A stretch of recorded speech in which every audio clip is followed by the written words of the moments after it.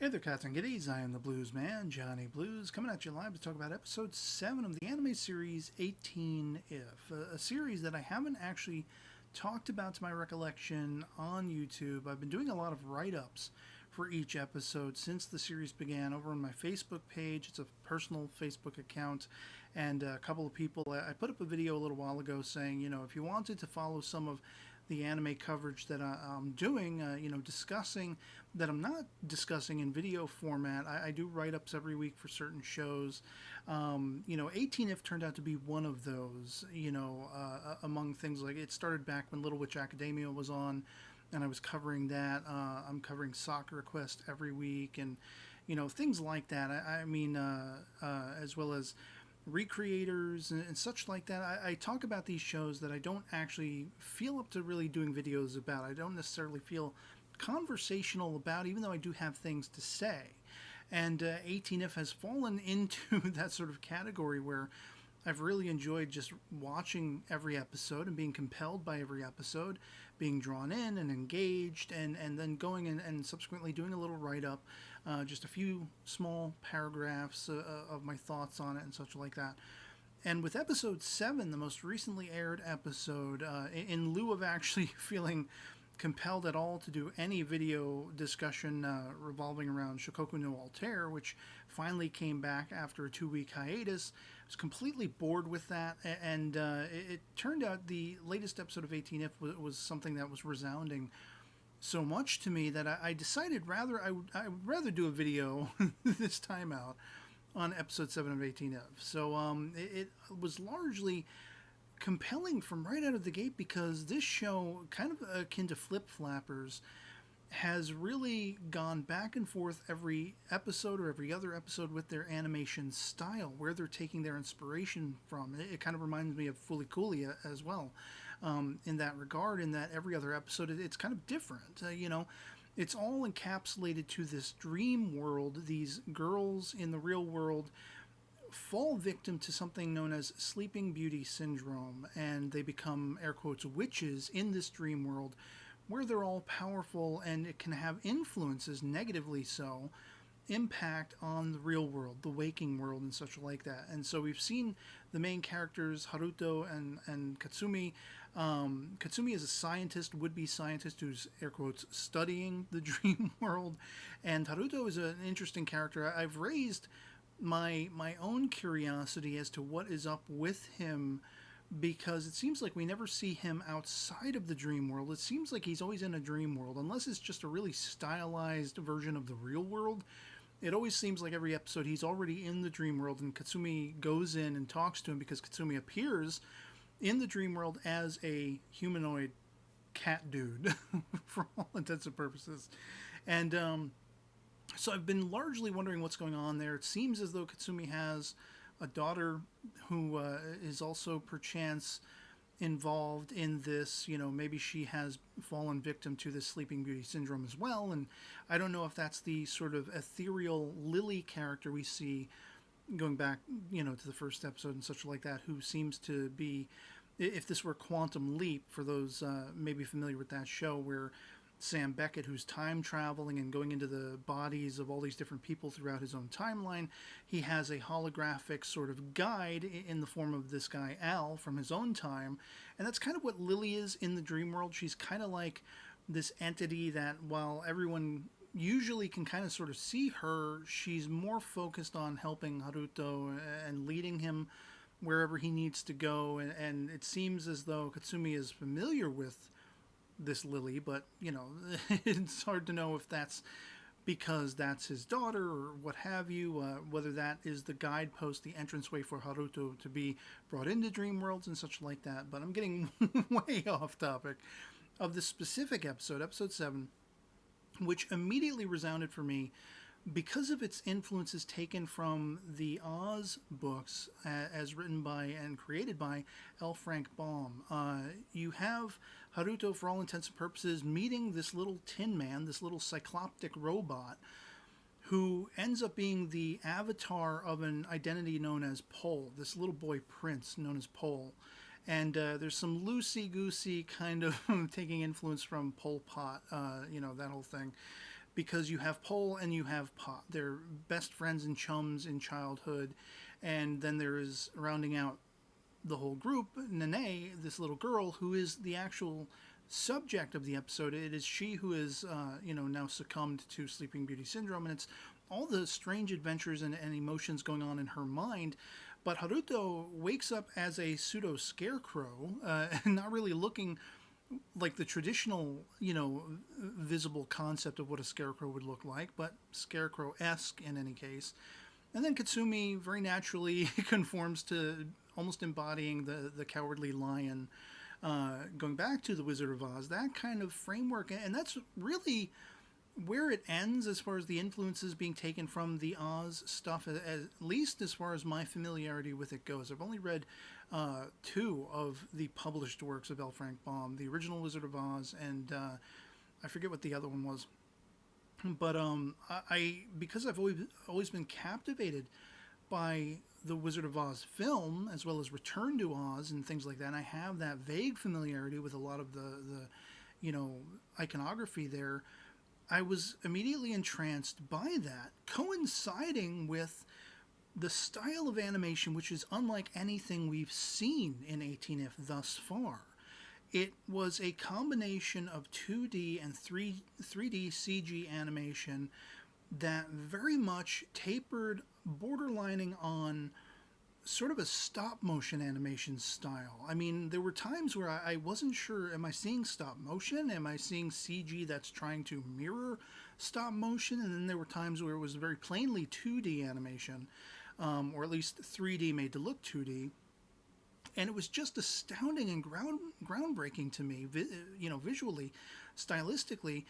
And it really reminded me of the kinds of things, I had actually tentatively done a write-up, which I will still subsequently be posting over on Facebook, where I compared it to being akin to a short subject, an anime short subject you might see in an anthology film such as Neo Tokyo or Memories. And it just blew me away. This story of this little boy prince, and really it's this whole concoction in the mind of the little girl Nene. You don't find out till the very end, because it's almost, you can almost make a misassumption. It's almost misdirecting, in that you almost get the idea that the regrets, the remorse, whatever has brought on this Sleeping Beauty syndrome is revolving around Pole, the little boy prince. Whereas, no, it's Nene, the girl, and as I say, you find that out toward the end. But each of her conflictual memories and emotions are representative of worlds of their own. There are 5 overarching sort of emotions. There's pleasure, there's happiness, there's like sadness, remorse, that kind of thing. And then anger and rage is the one that finishes it all out. And each one of them, there's almost like a time and space traveling sequence in between each and every one of them, these portals where our main characters, Haruto and Katsumi, as well as the little cycloptic robot that is Pole, are ushered through this maelstrom of, her internal mental mechanism from one to the other, and they are encapsulating certain memories along the history of this little boy, their mutual friend Pot, Pole, the little boy prince, Pot, and Nene, as they went on grand adventures together. They came across a stray cat. They created a little playground kingdom for themselves, and it goes from those very happy times to these very sad times where the cat got run over by a truck and their friend was struck by a truck, and then later you have these headless sort of sunglasses wearing officials and things like that who come and claim Pole and Pot and take them away by helicopter. And so Nene is left lonely and such like that. And Pole has promised to be a benevolent king when he finally ascends to the throne, but he's apparently been manipulated and manhandled, and things have happened where he has gone to the point of killing his friend Pot for treason. And Nene feels heartbroken and enraged by this. And so you're going through the course of her entire pantheon of emotions from when they first met, all the way up to that point where finally she's almost seeking retribution, and there's like nuclear arms, and there's a bomb that's pointedly angled down toward their little playful kingdom, but it's also representative of the actual kingdom, and it's quite grand and awe-inspiring in scope. And so with the destruction comes finally the groundswell of the ending of this maelstrom of enchantment, this imaginarium within her mind, thus freeing Haruto and Katsumi, who were unwitting participants. Usually they're much more involved. There's things they can actually do, but they were unwitting participants, just watching these events unfold, even down to watching some of them on TV screens when the countdown is happening toward the end of the episode before the penultimate explosion that awakens them all. And Nene is then found to have awoken in her hospital bed. And you have, there's a reoccurring thing that could be a nod to Alice in Wonderland with a rabbit who, instead of I'm late, for a very important date, he's constantly, he's like a newspaper kid on the sidewalk, extra, and he's constantly doing that through the whole episode in the dream world. And then you find it's some kid running around the hallways throwing flyers all over the place or paperwork all over the place and getting yelled at for doing so. It was just highly captivating to me as somebody who is a fan of the Oz films, as I said, who has a vague familiarity with, Return to Oz and The Wizard of Oz and that kind of thing, the Tin Man, the Scarecrow, the Cowardly Lion. There was no Dorothy, per se, but there was still a little girl lost in the form of Nene, who you don't quite immediately recognize at first glance is the one who has suffered. And it's really a product, a construct of her childlike innocence, her love and fascination with these fantasy worlds, before then, for whatever reason, succumbing to Sleeping Beauty syndrome, and then having this grand dream world adventure where she was upset with the little boy prince who put his friend to death, when it really wasn't necessarily his fault. But he never questioned it, and he always forgot where he'd come from, and he forgot his friends, and he forgot what they meant to him, and she was so angered and enraged by this. It was like a catharsis for her by the end to experience all of this, all of these frustrations she had with a fictional character, and then she was finally freed from the Sleeping Beauty syndrome as a result. And again, it was interesting because the main characters, Haruto and Katsumi, they were ineffectual. They could do nothing. They had no influence on this whatsoever. They were only viewers, participants at arm's length, that kind of thing. Whereas usually they can get more involved. And just the animation style, the beauty of it, it's my hope that there are people out there who will stumble across this video who have been watching the show and know how good it is, who will share in my exuberance and excitement over this one, singular episode, but will also share in having been captivated episode after episode since the show began. But it is even my grander hope that any of you who watch my videos, who haven't even given this show a chance, will stop what you're doing and at least, if not watching it from the beginning, you'll tune into this specific episode because it is worth your time to see the animation, the style of it, the look, the feel, the vibe, and the overall story. It feels, again, like a short subject out of an anthology that, sometimes they're not definitive, they're sort of left open-ended and you don't necessarily always get an explanation. And you're just left to sit back, and it's based to your own interpretations of it, what it meant, what it was inspired by, what it was trying to convey, and all these things. And that's kind of what this episode was. It's almost what every episode of 18F has been thus far. The reoccurring theme is Haruto and Katsumi and Lily going into these dream worlds and dealing with, entity after entity, the in-dream world avatars of all these girls and things. I think it was episode 2 or episode 3 that dealt with a girl whose family was brutally murdered. And it was quite gruesome.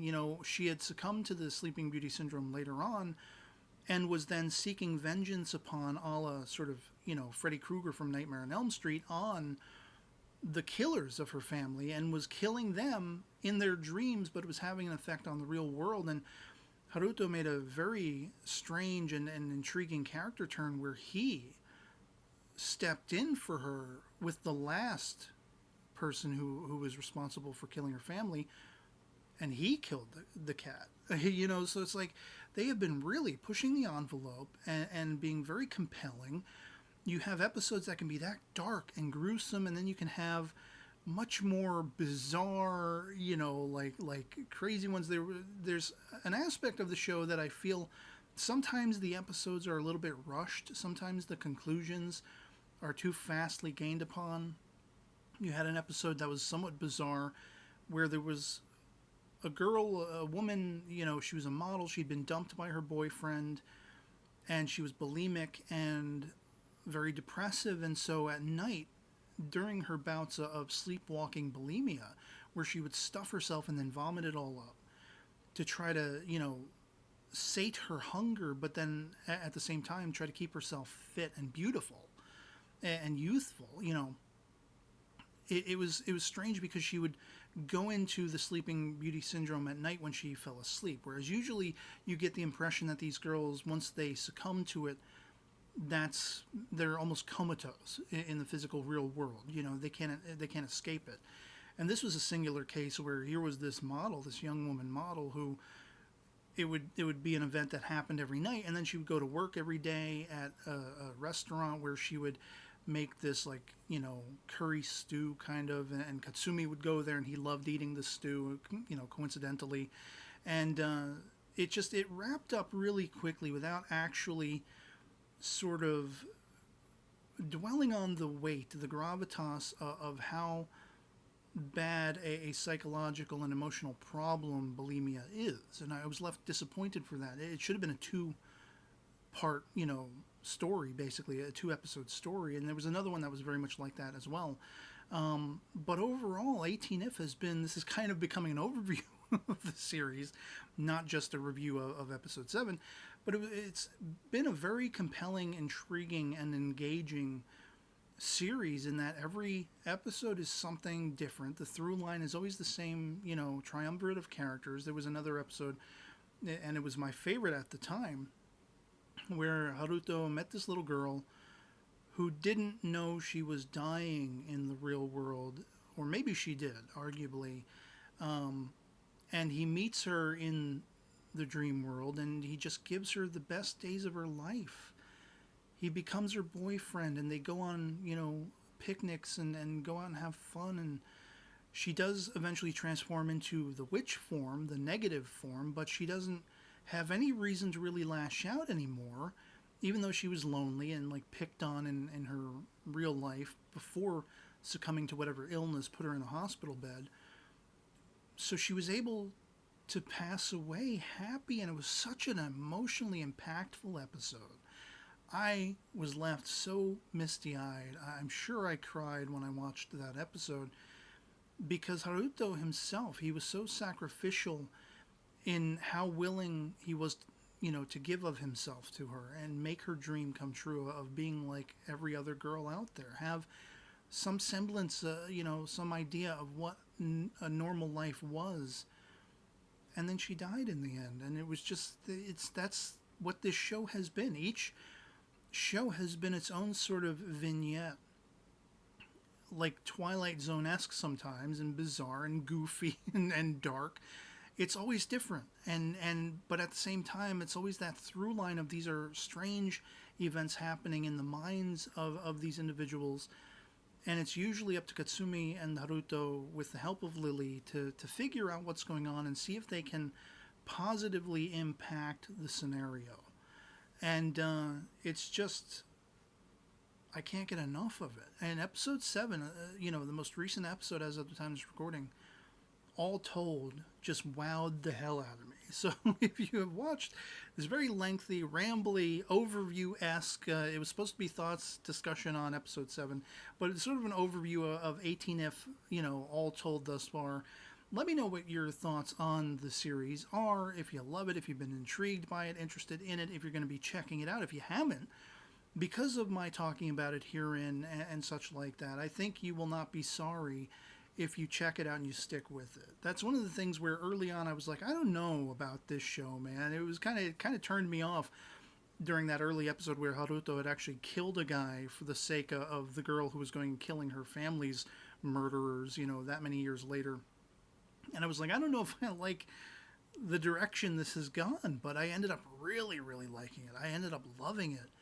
And I have not been in any way, shape, or form sad that I've continued on with it. It just continues to top itself with, absurdity and bizarre stories and strange, dark twists and turns, questions, unanswered questions that, it's like, what is this all about? What is going on in the interpersonal connectivity between Katsumi and Haruto? Is there more to it? Who is Lily? Is that a relation? Is that, Katsumi's daughter and all this stuff? But every episode, the focus is on the, sort of arguable antagonist of the week. And they've each been compelling in the different styles of animation that they've explored these dream world shards, that kind of thing, and emotions and whatever brought about those feelings and emotions in the girls in question to begin with, to make them be succumbed to, the syndrome and such like that. So again, I just love to hear from you guys, whatever your thoughts are on the series, if you'll be checking it out based on this recommendation, which I highly, highly recommend you do.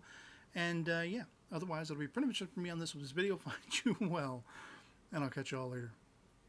Peace.